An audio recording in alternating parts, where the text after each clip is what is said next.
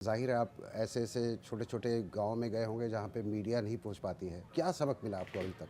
अगर आप गांव-गांव जाएंगे तो आपको बहुतेरी ऐसी बातें पता चलेंगी जो कि पब्लिक डोमेन में एक तरीके से है, लेकिन वो सबकॉन्शियस माइंड में है या बुक्स में है, डेटा में है, लोगों की चर्चा में नहीं है। बेरोज़गारी और पलायन बिहार में सबसे बड़ा मुद्दा है। इसके लिए आपको बिहार के गांव में जाने की ज़रूरत नहीं है, वो तो आप दिल्ली में बैठकर भी बात कर सकते हैं। लेकिन जब गांव में आप जाते हैं तो आपको इन समस्याओं की विकरालता का, इसके सामाजिक आर्थिक पहलुओं की समझ बनती है। जैसे पलायन है, सामान्यतः लोगों की समझ ये है कि बिहार में पलायन बहुत बड़ा मुद्दा है, लेकिन इससे ज़्यादातर गरीब लोग प्रभावित हैं क्योंकि लोग बाहर मजदूरी करने जाते हैं। लेकिन जब आप गांव में जाएंगे तो आपको पता चलेगा कि ये ऐसी समस्या है जिससे समाज का कोई वर्ग अछूता नहीं है। अगर आप गरीब घर के हैं तो आपके बच्चे मजदूरी करने के लिए बाहर जा रहे हैं। अगर आप आर्थिक तौर पर थोड़े समृद्ध हैं तो आपके बच्चे पढ़ाई करने के लिए या नौकरी करने के लिए बाहर जा रहे हैं। अगर आप गांव में जाएंगे तो आपको सिर्फ महिलाएं मिलेंगी, बच्चे मिलेंगे और बूढ़े लोग मिलेंगे।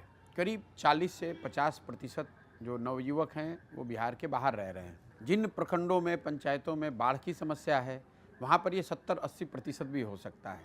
पलायन यहाँ के जीवन की सच्चाई बन गई है। इसका सामाजिक पहलू ये है कि लोगों के मन से धीरे धीरे, चूँकि इतने लंबे समय से पलायन इतना बड़ा मुद्दा रहा है, परिवार की जो संकल्पना है वही खत्म हो गई है। शायद ही कोई गांव में आपको ऐसा घर मिलेगा जिसमें ये 3 पीढ़ियों के लोग साथ में रह रहे हों। जो बेरोजगारी है, वो बेरोजगारी सिर्फ यहाँ पर उन लोगों की समस्या नहीं जो युवा है या जो गरीब है। जो यहाँ समृद्ध लोग हैं, जो किसान हैं, जिनके पास कुछ ज़मीन है, कुछ छोटे मोटे व्यवसाय हैं, वो भी नौकरियों के लिए, अपने बच्चों के नौकरियों के लिए उतने ही परेशान हैं। जब भी बिहार की सिंचाई की बात होगी, खेती की बात होगी, तो लोग बाढ़ की बात करेंगे। बिहार में 50% ज़मीन जो है वो बाढ़ की समस्या वहाँ पर है, यहाँ बाढ़ आने की संभावना रहती है। लेकिन जो बाकी का 50% है उसका आधा ज़मीन जल जमाव और सूखे से प्रभावित है। तो जितनी बड़ी समस्या, जितना आर्थिक सामाजिक नुकसान बाढ़ से है, करीब करीब उतना ही बड़ा नुकसान जल जमाव और सूखे से भी है, लेकिन उसकी चर्चा उतनी नहीं होती है। तो इसका कोई राज्य सरकारें जितनी आई हैं उनकी पॉलिसी में कोई झलक है कि इसका समाधान कैसे नहीं, किया जाए? बिल्कुल नहीं है, क्योंकि देखिए सरकारों में इसकी झलक तो तब दिखेगी जब समाज में वो चेतना आए, समाज में ये मुद्दा बने, तभी। देखिए राजनीतिक मुद्दा तो वही बनता है जो समाज में मुद्दा होता है। समाज में एक तरीके से इस बात की स्वीकार्यता हो गई है कि जो हमारा बच्चा बड़ा होगा, जवान होगा, तो वो बाहर नौकरी करने जाएगा, और लोगों ने उसको अपने जीवन की सच्चाई मान ली है। इसलिए यहाँ बहुत बहुत सबसे बड़ा मुद्दा होते हुए भी ये कभी राजनीतिक मुद्दा नहीं है। जबकि ये बहुत बड़ा ब्रेन ड्रेन है सिर्फ ना? ब्रेन ड्रेन नहीं है। पलायन के अन्य पहलू क्या है? सिर्फ लोग यहाँ से नहीं जा रहे हैं, लोगों जो यहाँ से पढ़े लिखे समझदार लोग हैं, जो बुद्धिजीवी हैं, वो जा रहे हैं। और इसके साथ साथ बिहार से बहुत बड़ा पूंजी का पलायन हो रहा है। यहाँ पर जो लोग बचत करते हैं, जो बैंकों में पैसा जमा करते हैं, जिसकी चर्चा कहीं नहीं होती है। आपको माइग्रेशन या डिस्ट्रेस, जो पॉवर्टी दिखती है, उसका एक कारण है कि पलायन हर पहलू से पलायन है। बुद्धि का पलायन है, शरीर का पलायन है, पूंजी का पलायन है।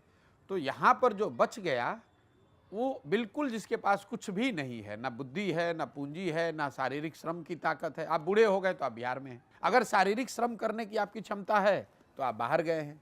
अगर आपके पास पढ़ाई की क्षमता है तो आप बाहर गए हैं। अगर आपके पास पैसा है बिजनेस व्यापार करने के लिए तो आप बाहर गए हैं। तो बिहार में बचा कौन? मेजॉरिटी वो लोग बचे हैं जो पूरी तरीके से सरकारी व्यवस्था पर डिपेंडेंट हैं। तो आप जो अभी यात्रा इतने दिनों से कर रहे हैं, इसमें कुछ समाधान भी ढूंढ रहे हैं कि क्या इसका नहीं, समाधान? बिल्कुल समाधान। देखिए बिहार की सारी समस्याओं का जब अगर आप समाधान की बात करेंगे, सबसे पहले आपको डायग्नोसिस करनी है कि ये समस्या है क्यों। इतने पीछे होने की जो मूल वजह मुझे समझ में आती है वो ये है कि बिहार के लोग अपनी समस्याओं से अवगत हैं, लेकिन जब वो वोट करने जाते हैं तो बिहार में जो वोट पिछले 30 साल से हो रहा है वो सिर्फ 4 ही मुद्दे पर हो रहा है। पहला मुद्दा, लोगों को के मन में वो जाति का एक असर है। उसका भले कुछ भला ना हो, भले उसके जाति का नेता उसके लिए कुछ ना कर रहा हो, लेकिन लोगों को लगता है कि मेरे जाति के आदमी को मैं अगर वोट दूंगा तो उससे मेरा मान सम्मान, मेरी जीवन, ये एक फॉल्स नोशन है, लेकिन people take pride in that thing. तो एक जाति बहुत बड़ा फैक्टर है। दूसरा बड़ा फैक्टर यहाँ ये है कि जो लोग जातियों से बचे हुए हैं, तो चूंकि अशिक्षा बहुत है, गरीबी बहुत है, तो ये जो धर्म का पोलराइजेशन है, तो जो जाति पर नहीं दे रहा वो धर्म के नाम पर दे रहा है, हिंदू मुस्लिम के नाम पर दे रहा है, राष्ट्रवाद के नाम पर दे रहा है, या राम मंदिर के नाम पर दे रहा है।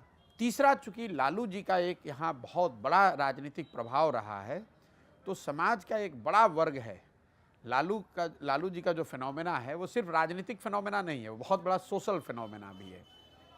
तो वो सत्ता में रहें या न रहें, समाज का एक बड़ा वर्ग है जिसने उस जंगल राज को देखा है, 15 साल झेला है, उसको लगता है कि चाहे गरीबी रहे, रोड न बने, न बन पाया कोई बात नहीं, बच्चे की पढ़ाई ठीक नहीं है, बाहर भेज के पढ़ा लेंगे, वो जंगल राज वापस नहीं लौटना चाहिए। तो एक बड़ा तबका ऐसा है जो लालू जी के डर से भाजपा को वोट करता है।